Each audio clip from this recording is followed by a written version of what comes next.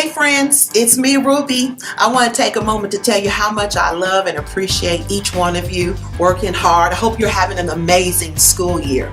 Many of you know that in November we had a workshop on trauma and behavior disorders, and we've heard from so many people, and this continues to be an issue, a heavy concern.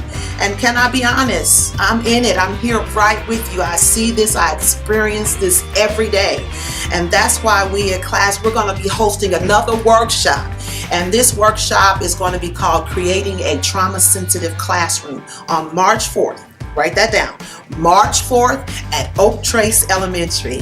Now, there have been a few questions, and we want to clear things up.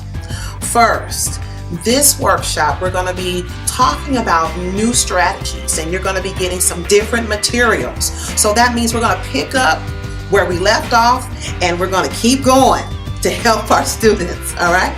So, and secondly, in this workshop is open to everybody.